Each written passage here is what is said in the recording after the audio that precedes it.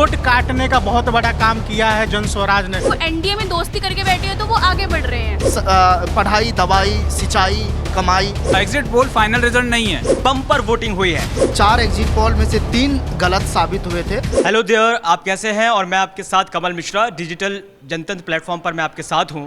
हमारे साथ कुछ साथी पत्रकार हैं, एक एक करके सबका तारुफ कराऊंगा। लेकिन आज का जो डिस्कशन है वो बिहार विधानसभा चुनाव को लेकर है, और खासतौर से जो 11 नवंबर यानी आज के दिन सेकंड फेज का इलेक्शन होना था वो कंप्लीट हो गया है शाम 5 बजे, और जो वोटिंग का परसेंटाइल निकल कर आया है वो 67.14% निकल कर आया है। बम्पर वोटिंग हुई है। पहले फेज में भी बम्पर वोटिंग हुई और आज के फेज में भी बम्पर वोटिंग हुई। और ये आज का जो फेज था, आज का जो इलेक्शन था, खासतौर से सीमांचल और मिथिलांचल के इलाके का था। मुस्लिम डोमिनेटेड एरिया है। मुस्लिम फैक्टर कितना हावी रहा, और जो बढ़त बन रही है, किसकी बढ़त बन रही है? 14 तारीख को तो गिनती होगी वोटों की, लेकिन एग्जिट पोल के क्या नतीजे सामने आ रहे हैं, इसी पर हम डिस्कशन करेंगे। हमारे साथ साथी पत्रकार जुड़े हुए। सबसे पहले हम रुख करेंगे सद्दाम करीमी का।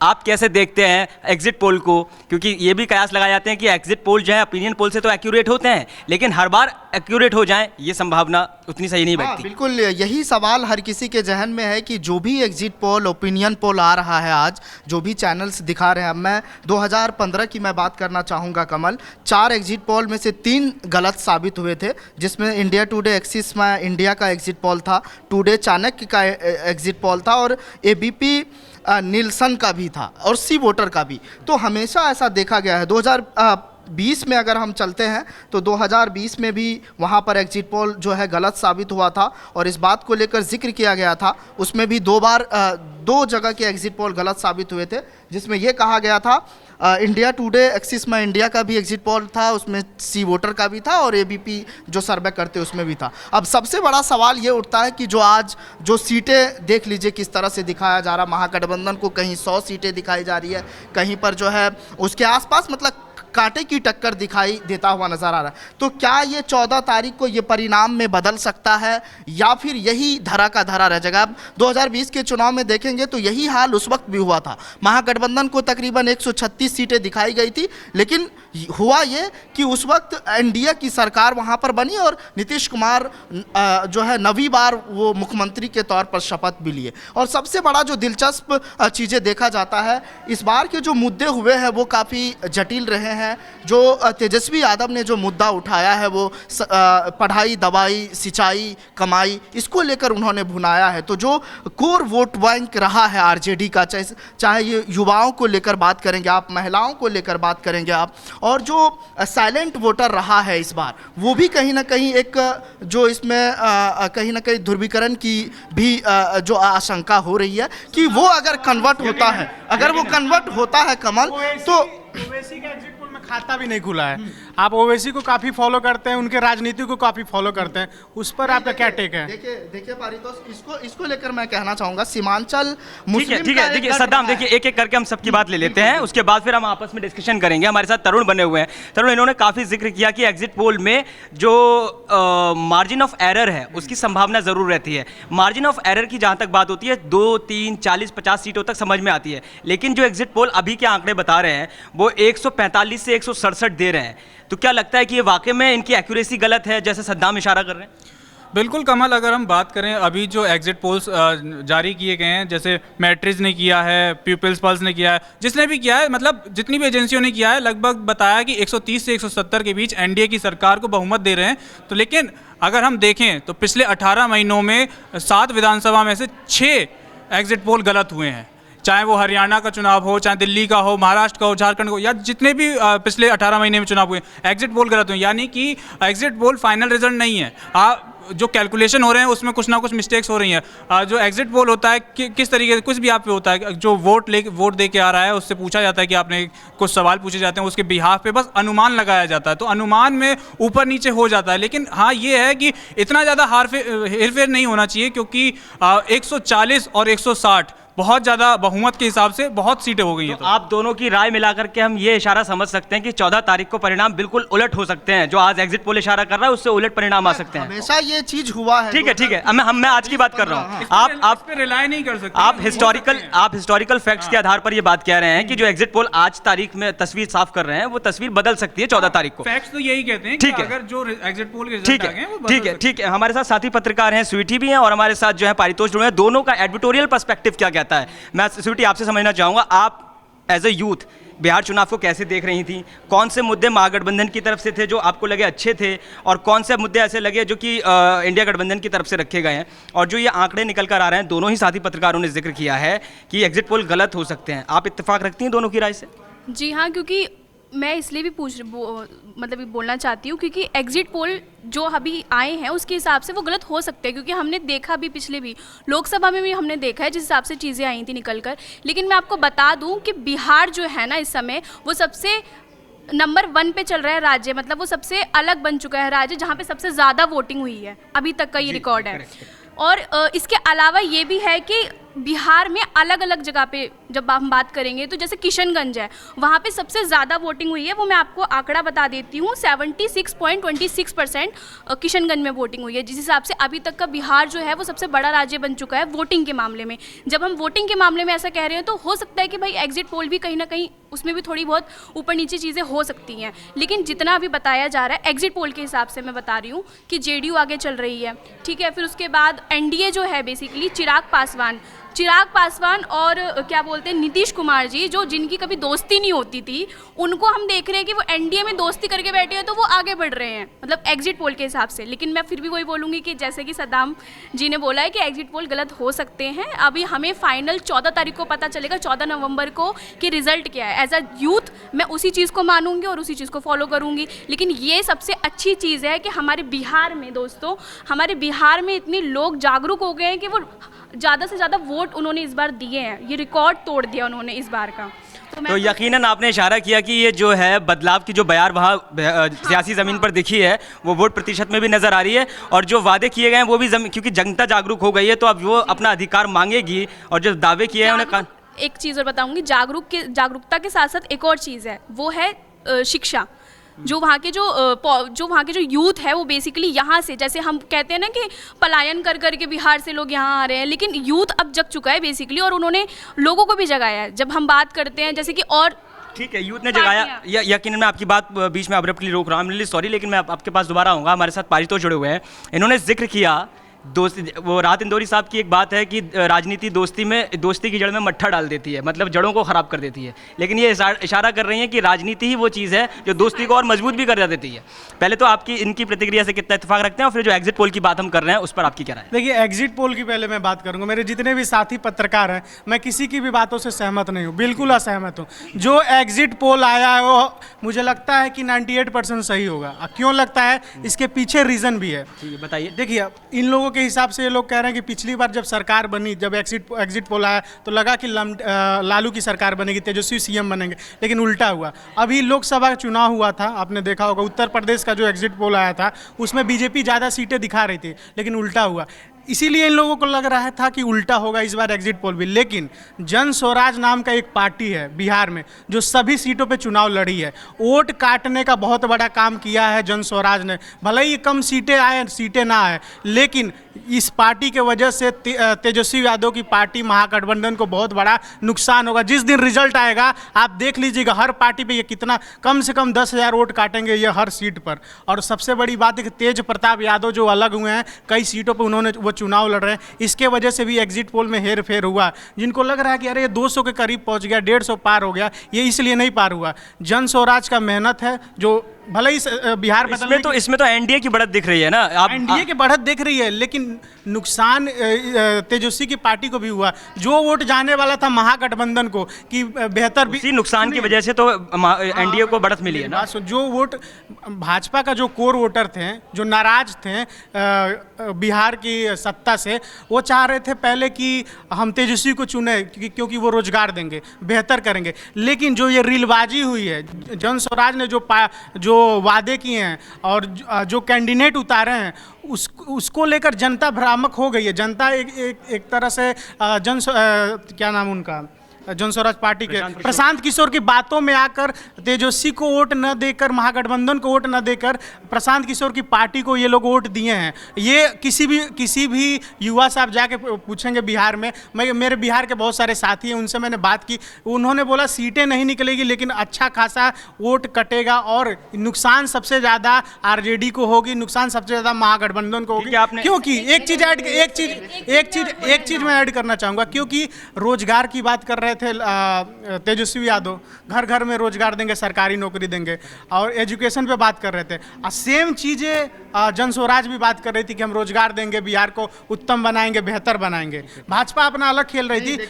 तो इसमें बस 10 सेकेंड, इसमें वोटर्स कंफ्यूज हो गए हैं। मान लीजिए मैं हूँ, सद्दाम है, मैं रोजगार पे वोट देना चाहता हूँ, इनको तेजस्वी भी हैं, जन स्वराज भी है, इनको पसंद आया तेजस्वी, मुझे पसंद आया जन स्वराज। रोजगार को लेकर मैंने जन स्वराज को वोट दिया, लेकिन इन्होंने तेजस्वी को दिया, इनको लगा तेजस्वी कराएंगे। तो इसमें भी वोटर्स बहुत कंफ्यूज हुए हैं। एक फैक्टर इनकी बात को एक लाइन में सम अप कर देते हैं। ये कहना चाहते हैं कि मल्टीपोलर इलेक्शन की वजह से कंफ्यूजन बढ़ा है और उससे उसका जो नुकसान उठा है सीधे तौर पर वो आरजेडी को उठाना पड़ा है, ये इशारा कर महागठबंधन को उठाना पड़ा है। एक चीज मैं आपके पास आऊं। हाँ, मैं पारितोष के कई सारों बातों पे मैं इत्तेफाक नहीं रखता हूँ, वो इसलिए भी मैं पारितोष मैं आपको बता देना चाहता हूँ कि जन स्वराज जो पार्टी है, जन स्वराज के एक भी ना तो विधायक है ना सांसद है, वो अगर आ भी जाए तो वो क्या कर लेगी। दूसरी चीज़ ये कि आप जो एक सेकेंड बात पूरी हो लेने दीजिए, सुन लीजिए, धैर्य रखिए, किसी को सुनना भी सीखिए।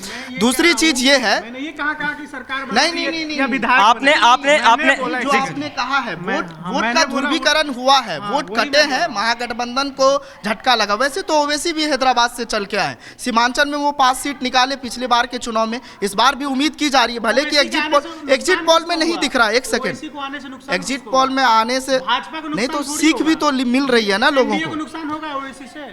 ठीक है, बताइए। ठीक है, मैं आपकी बात देखिए, आपने अपनी बात रख दी है, जनता समझदार है, वो सब समझ रही है आप क्या कह रहे हैं, वो इंटरप्रेट करेगी। ये अपनी बात रख रहे हैं, फिर स्वीटी के पास और तरुण के पास जाएंगे।